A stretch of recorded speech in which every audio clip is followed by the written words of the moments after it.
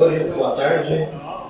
Anunciamos a chegada do excelentíssimo senhor vice-presidente da República, general Antônio Hamilton Martins Mondão, acompanhado do reitor da Universidade Federal de Itajubá, professor Dagoberto Alves de Almeida.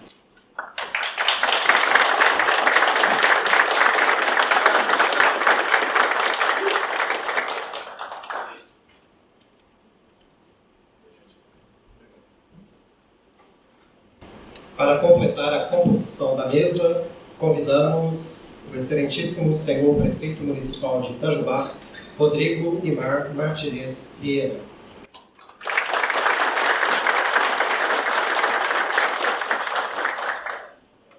O chefe de gabinete da reitoria da Unifei e coordenador deste evento, professor José Arnaldo Parra Montevecchi.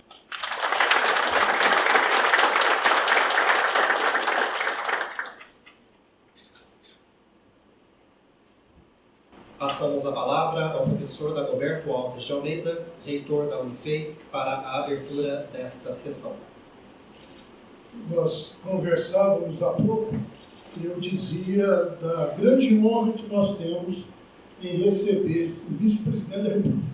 Fato esse que já se passaram 106 anos, desde a última vez em que recebemos um vice-presidente aqui nas nossas instalações. Portanto, é com grande orgulho que eu me apresento a vocês, tendo ao meu lado o vice-presidente Hamilton Mourão, que vem aqui conhecer um pouquinho da nossa instituição. Eu digo o seguinte: quando um alto dignatário da República se preocupa em vir ver em loco o que está acontecendo no Brasil, naquilo que faz a diferença, que é o conhecimento, que é a ciência e a tecnologia, é porque coisas muito boas estão para acontecer, já estão acontecendo. Muito obrigado.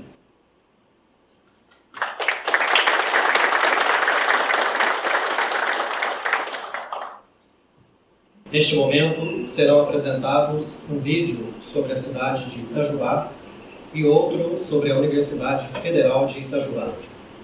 Na sequência, será feita uma apresentação sobre a Unifei pelos professores José Arnaldo Parra Montevecchi e Dagoberto Alves de Almeida.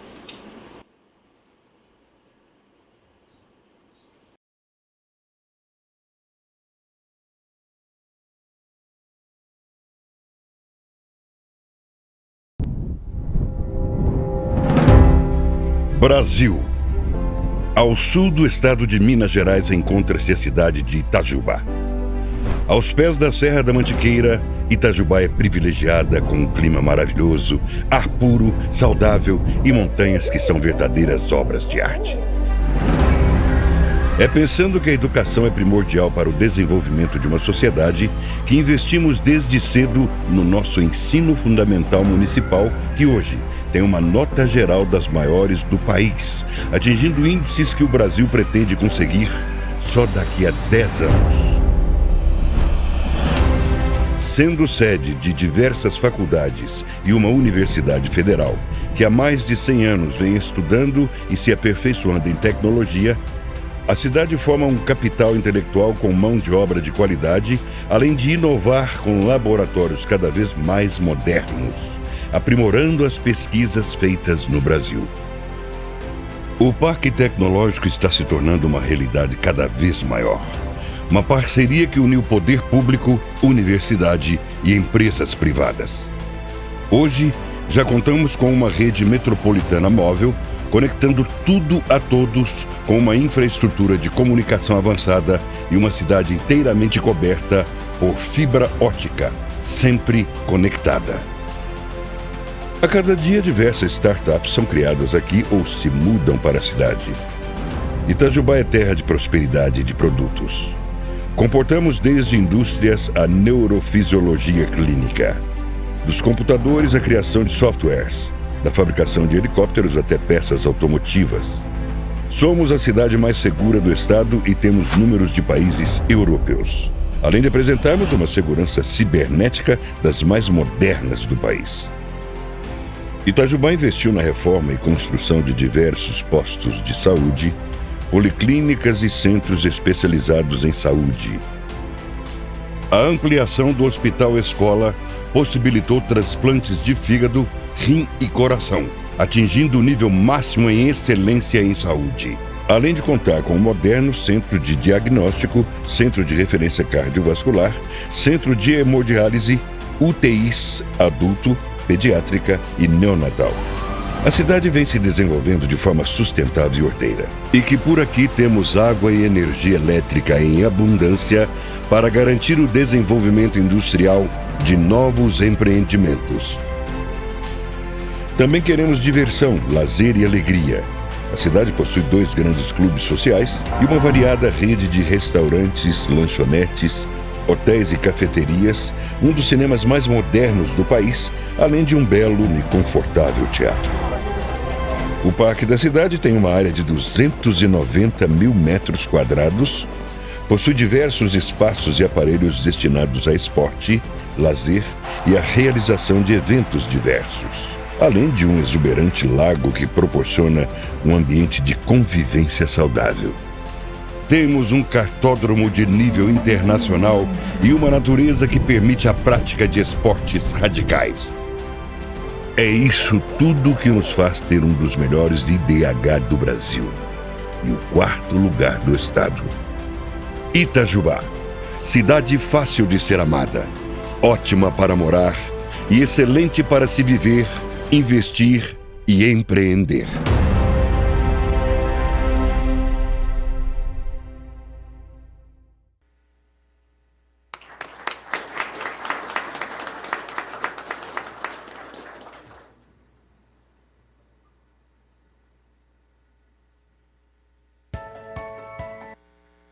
Aqui, general, só peço sua permissão para explicar a indelicadeza de estar em inglês.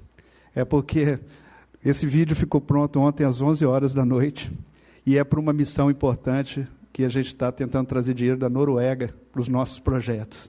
Então, ele vai ter que ser apresentado para talvez um dos maiores fundos aí de investimento e a gente tem que apresentar em inglês. Então, foi feito primeiro em inglês. Por isso que está nessa língua, que não é nenhuma...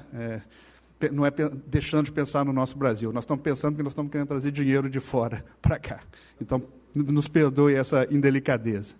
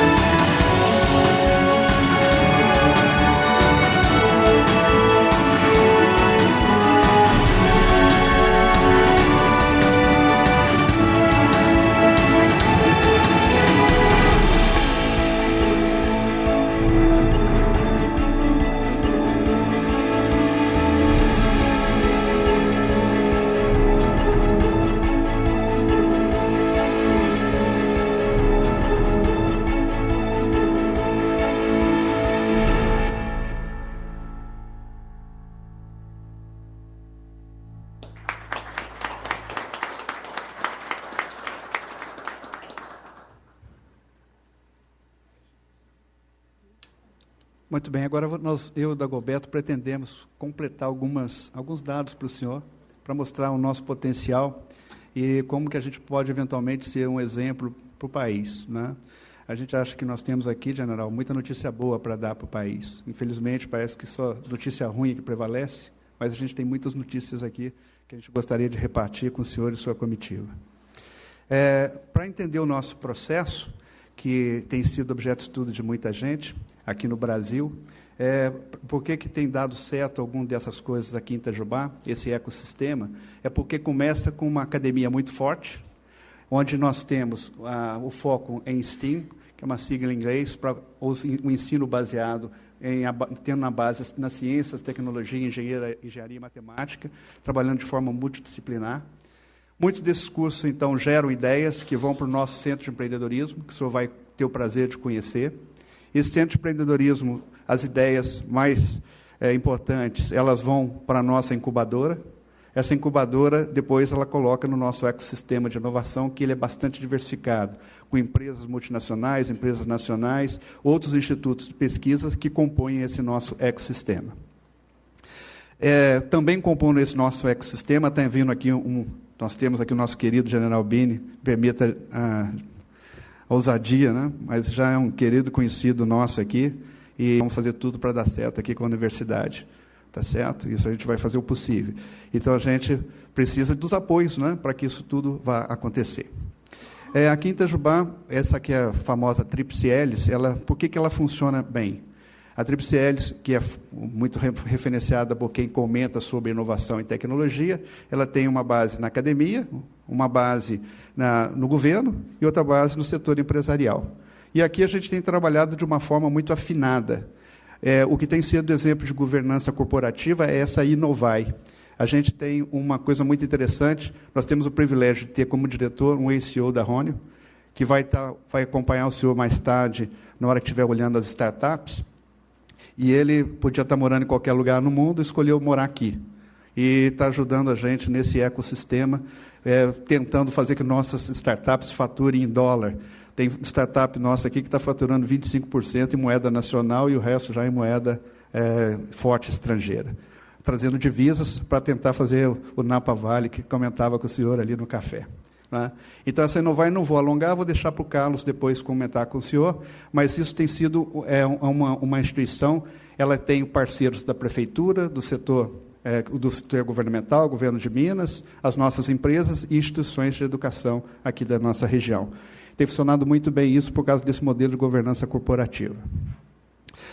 Nós fomos fundados em 1913 por Teodomiro Carneiro Santiago e eu tinha torcido há muito tempo, porque desde que tive o privilégio de estar com o senhor lá no Palácio Planalto em março, a expectativa é que o senhor já tivesse estado aqui. Né? Mas o senhor deixou para dar o presente para a gente na semana do aniversário da Unifei. Né? Então, no dia 23, no sábado, nós estamos completando 106 anos. Obrigado por esse presente. Né? Então, a gente tem que lembrar aí que muito da história da inovação desta região, ela começa nessa terra. Com Teodomiro Carneiro Santiago, nós nascemos internacional e nascemos para resolver o problema do setor elétrico brasileiro. Se tem um setor que deve para essa universidade, é o setor elétrico. Quase todo o sistema elétrico brasileiro ele foi construído por engenheiros desta casa. Né? Então, nós nascemos para resolver um problema e nascemos internacional. As primeiras aulas eram em francês. E quem concebeu isso tudo, um pouco antes, foi o nosso Venceslau, que me parece ter uma biografia que precisava ser melhor estudada aí pelos nossos brasileiros. Essa foto é de 1913, esse é o casarão lá no centro, que continua preservado, né, onde nós fomos fundados. Essa aí é a cerimônia de abertura do funcionamento da antiga escola, e ele era vice-presidente, e depois ele se tornou presidente nessa visita. Né? Então, está aí, o Venceslau, ele foi o grande incentivador de Teodomiro a levar. E depois começou a nuclear essas coisas de tecnologia aqui na nossa região. Nós temos 2 campos. Esse que nós estamos aqui é o campo sede, mas nós também estamos vivenciando um projeto que nos enche de orgulho, que é o projeto de Itabira. Esse projeto de Itabira é o único exemplo brasileiro de parceria público-privada. Então, nós temos lá a Vale do Rio Doce, a prefeitura representada aqui pelo Dom Carlos. Eles são responsáveis por todos os prédios, todos os laboratórios, e a Unifei entra com a parte de custeio e do pessoal técnico. Qual é o objetivo desse projeto que está sendo colocado alguns milhões lá com a parceria que eles estão fazendo com os chineses e com a Vale? Nosso vice-reitor está negociando o projeto lá também, e o Marcel está negociando esse projeto com todos esses parceiros. É para que se encontre uma vocação para a região na hora que terminar a mina da Vale vai se esgotar. Existe uma indefinição de qual é o tempo, mas ela vai se esgotar. É uma cidade de 100 mil habitantes, como nós aqui, e o que vai ser da cidade quando fechar a mina? Então, a ideia da universidade lá é tentar achar outra vocação. Então, é um projeto muito interessante, e o senhor assinou até uma carta para o prefeito recentemente, elogiando o trabalho que eles estão fazendo lá com os chineses. Tudo isso traz para a gente muitos resultados, e eu tenho que escolher um ou outro para poder dizer para o senhor. Essa aí é uma menina que é famosa mundialmente, a Mariana Vasconcelos. Essa aí, ela talvez seja um exemplo de como é que funciona toda essa hélice tríplice aqui, né? Começou no curso de administração, tinha uma ideia, foi para o centro de empreendedorismo, foi para a incubadora e virou cidadã do mundo. Infelizmente, ela escalou, não está aqui em Minas, mas pelo menos essa empresa ficou no Brasil. Mas essa aí é uma das candidatas a ser unicórnio. Essa menina é considerada uma das maiores empreendedoras aí, mulheres e novas, né, no mundo. Temos outros exemplos. Mas ela é dona da AgroSmart, né, CEO da AgroSmart, que trabalha aí com essa parte de agricultura inteligente. Outra visita que também nos trouxe muito orgulho foi a Luísa Trajano. A Luísa Trajano esteve aqui com a gente, e antes ela foi dar uma palestra no teatro, que o senhor viu no filme, e foi uma palestra para umas 700, 800 pessoas, né, Rodrigo? Acho que é uma coisa assim. E antes dela ir fazer a palestra, ela esteve aqui com a gente. E qual foi o motivo dela estar aqui na universidade? O Magalu, que todo mundo conhece, originou de uma startup aqui de Itajubá, que quem bolou isso é o aluno que está na direita, e ela veio, achou esse menino, só que ela não manteve a startup, ela incorporou e levou para dentro da loja dela e virou o Magalu, que ela é conhecida como a Amazon brasileira. E ela disse para a gente que ela estava aqui para ver como é que a universidade fazia um menino como esse, né, e para ver as notícias boas que o país tem. Então, foi uma pessoa bastante importante aqui, entre vários que a gente tem recebido. Nós temos centenas de laboratórios, general. Nós escolhemos um para mostrar para o senhor, porque a gente acredita que esse, o Dagoberto, vai começar a falar com o senhor aqui, daqui a pouco, Dagoberto. E depois o senhor vai visitar presencialmente, e você vai entender que nós podemos trazer alguma ajuda aí. O Centro de Empreendedorismo, onde muitas das ideias começam a nuclear, o senhor também vai visitar, então não vou me alongar aqui. Milhares de alunos passam por esse processo, nas mais diversas formas. Os projetos acadêmicos que o senhor também vai visitar são muito interessantes, porque aí esse é o nosso DNA. É aluno que trabalha em equipe, trabalha com desafios, tendo que disputar competições fora do mundo, fora do Brasil.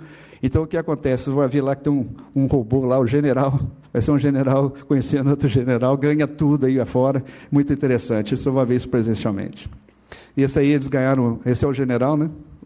E ele ganhou lá na China, o segundo programa mais visto na televisão chinesa é o MMA de robôs, e esse robô ganhou lá com os nossos alunos. Nós temos muitos parceiros industriais, e esses aí para poder fazer os projetos semestrais, onde a gente vai para dentro das empresas com os nossos alunos para resolver o problema deles. Isso tudo gera, então, uma quantidade de startups significativa, com essas ideias todas, e que fez com que esse setor, hoje em Itajubá, é o terceiro fator econômico mais importante privado da cidade. Então, veja que coisa boa que nós estamos fazendo para esse município. Para melhorar isso tudo, nós estamos com o Parque Fase 2 projetado, e onde provavelmente vai se instalar esse primeiro laboratório, que o senhor vai ver também o projeto dele aqui daqui a pouco. E Itabira está num processo também semelhante, está se fazendo centro de empreendedorismo que vai ser todo patrocinado pela Prefeitura de Itabira, e o Parque Tecnológico também está sendo pensado nos moldes do que foi feito aqui em Itajubá, para tentar replicar isso que está lá, que deu certo aqui, para dar certo lá. Vou passar a palavra para o Dagoberto, e ele vai continuar, então, aqui a apresentação.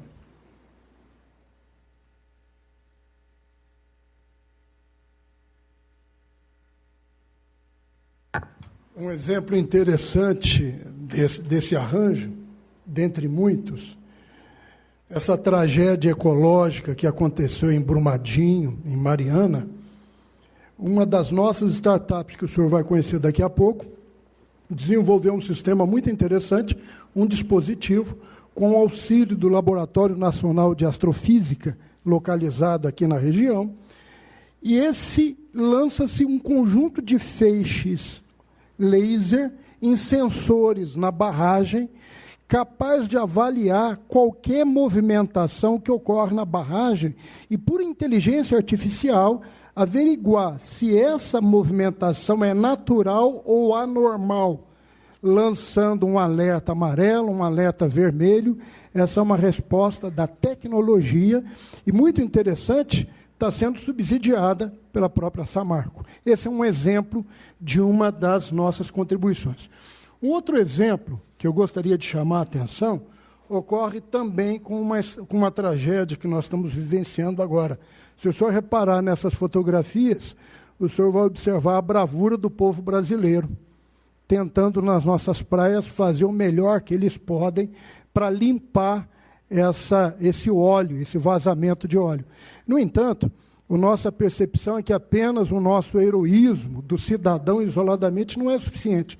Nós temos inteligência, nós temos capacidade, nós temos conhecimento e ciência.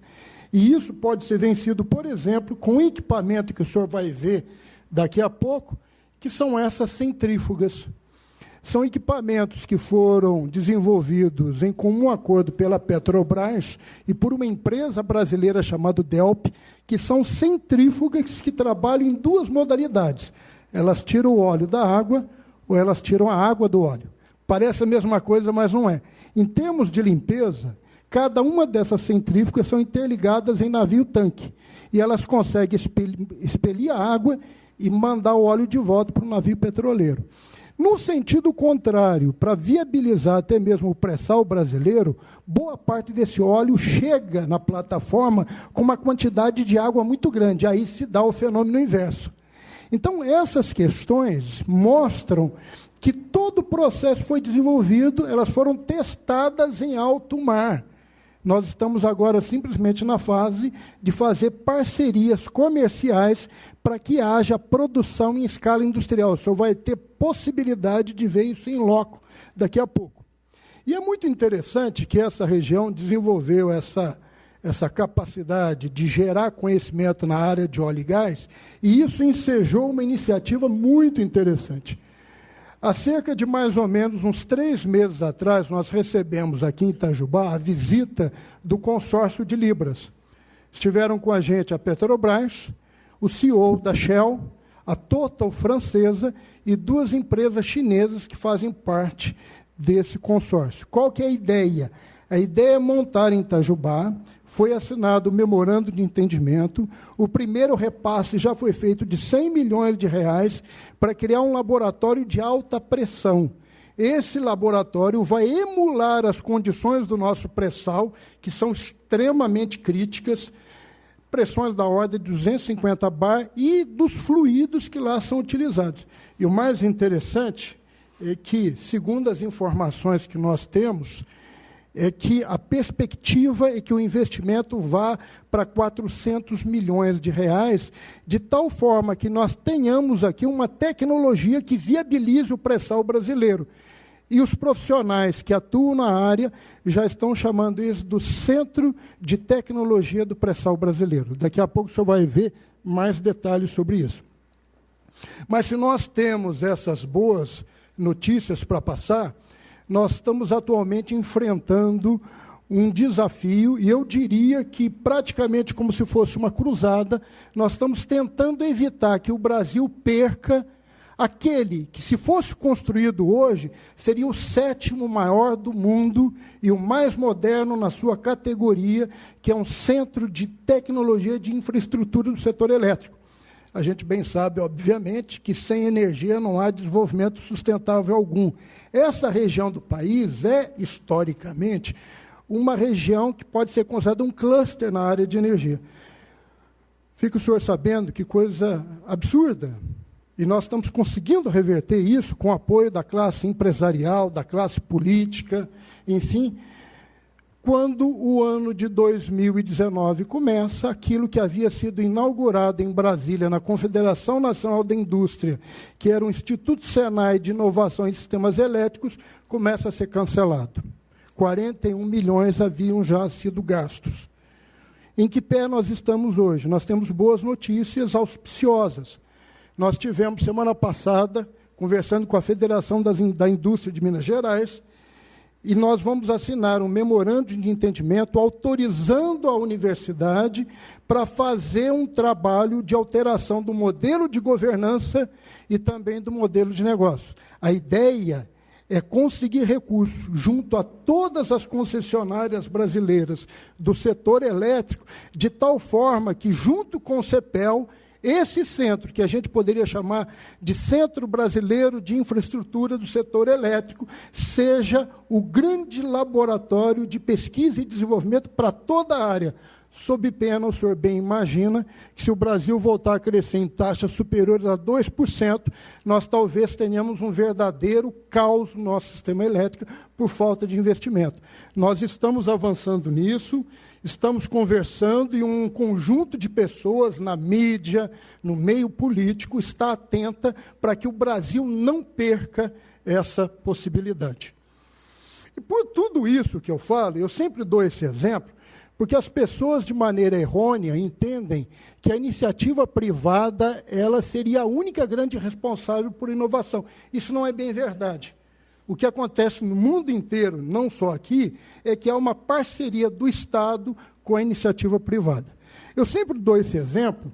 Um celular. A gente imagina que o celular veio da Samsung, veio da Motorola, que o celular, por exemplo, veio da Apple. Isso não é verdade.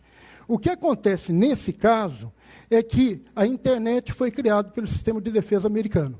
Chamava-se ARPANET, em 1969, junto com a Universidade da Califórnia e o Instituto Stanford. O GPS foi o programa Navistar, também militar.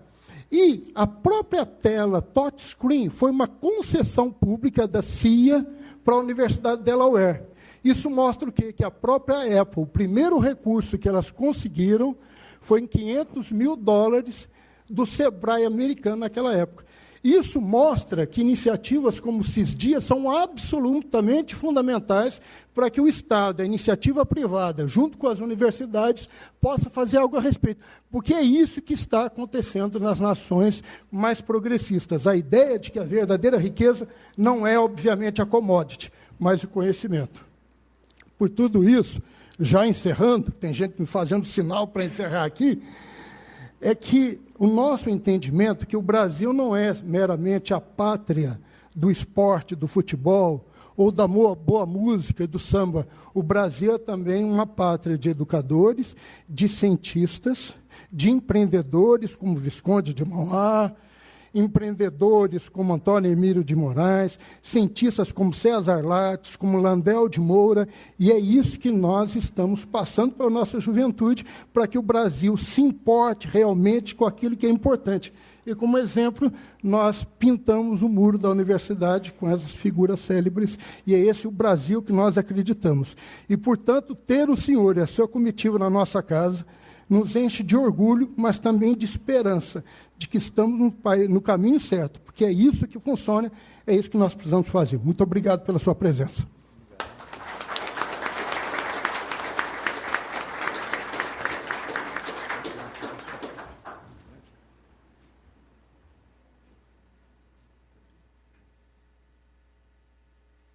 Apresentamos um breve currículo do excelentíssimo senhor vice-presidente general Antônio Hamilton Martins Mourão, que hoje nos honra com sua presença. Nascido em 15 de agosto de 1953, na cidade de Porto Alegre, o general de exército Antônio Hamilton Martins Mourão é filho do general de divisão Antônio Hamilton Mourão e da senhora Wanda Coronel Martins Mourão. Incorporou-se às fileiras do Exército em 26 de fevereiro de 1972, na Academia Militar das Agulhas Negras, sediada em Resende, Estado do Rio de Janeiro, tendo sido declarado aspirante a oficial da arma de artilharia em 12 de dezembro de 1975. Além dos cursos de formação, de aperfeiçoamento, de altos estudos militares da Escola de Comando e Estado-Maior do Exército e do curso de Política, Estratégia e Alta Administração do Exército, É possuidor dos cursos Básico Paraquedista, Mestre de Salto, Salto Livre e Guerra na Selva. Durante sua carreira, foi instrutor da Academia Militar das Agulhas Negras, cumpriu missão de paz em Angola, UNAVEM 3, foi adido militar na Embaixada do Brasil na Venezuela entre os anos de 2002 e 2004 e comandou o 27º Grupo de Artilharia de Campanha em Ijuí, Rio Grande do Sul.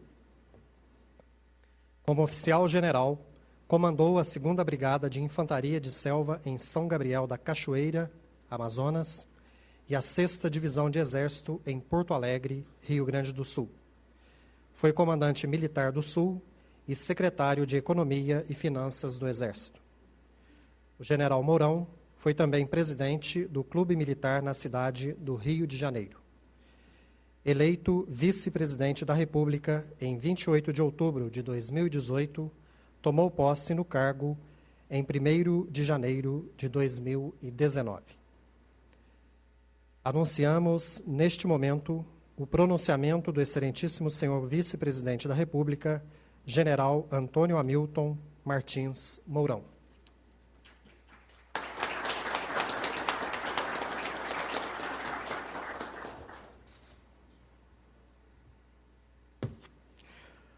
Professor Dagoberto de Almeida, reitor da Universidade Federal de Itajubá, senhor prefeito Rodrigo Rieira, professor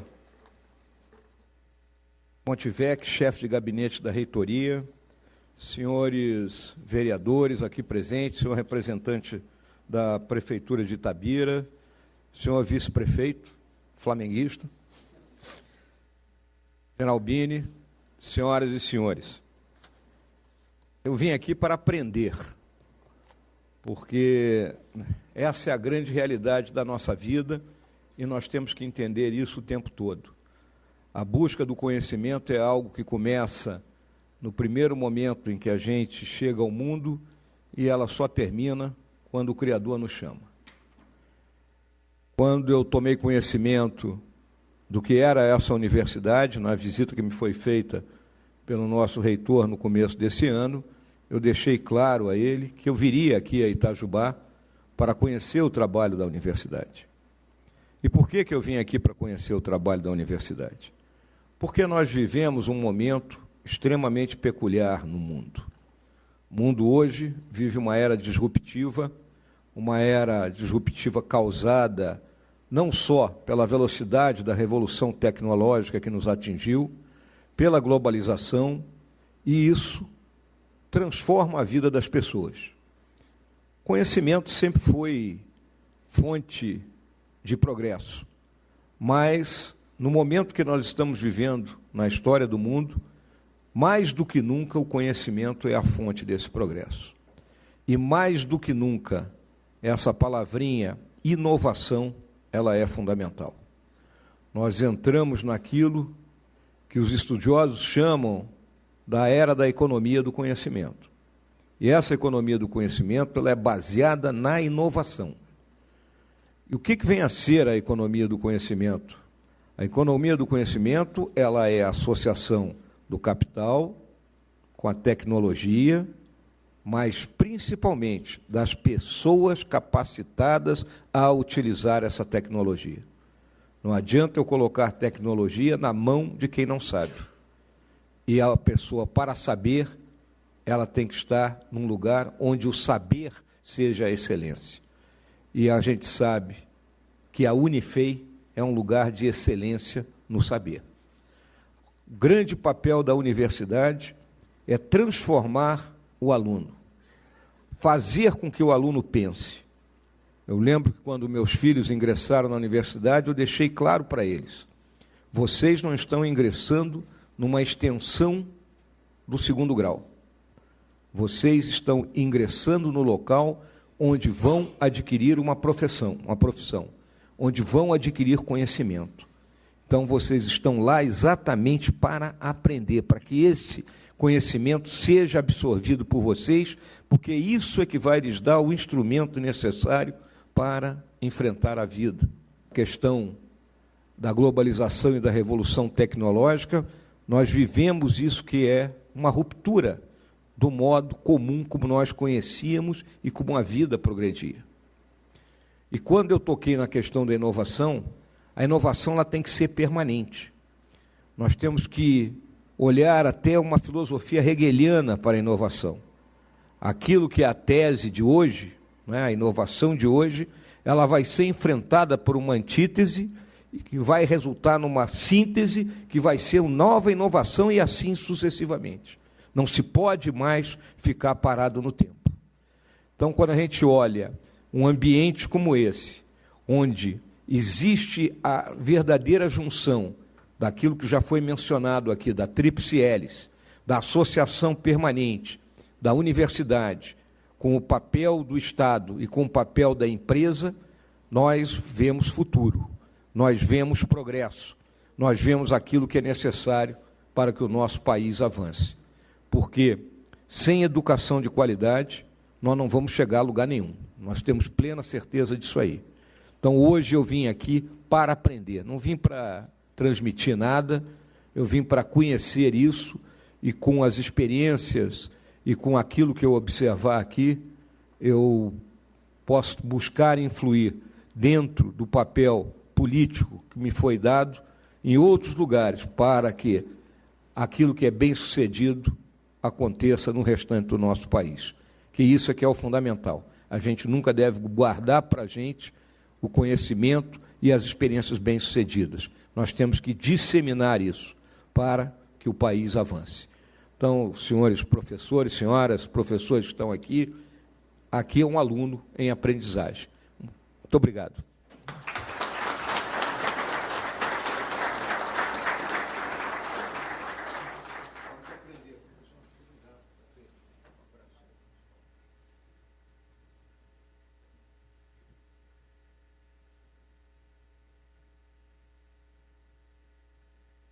Pedimos a todos os presentes que permaneçam em seus lugares e aguardem neste local até que o excelentíssimo senhor vice-presidente da República, general Antônio Hamilton Martins Mourão, e sua comitiva possam deixar este recinto. Esta sessão está encerrada. Boa tarde a todos.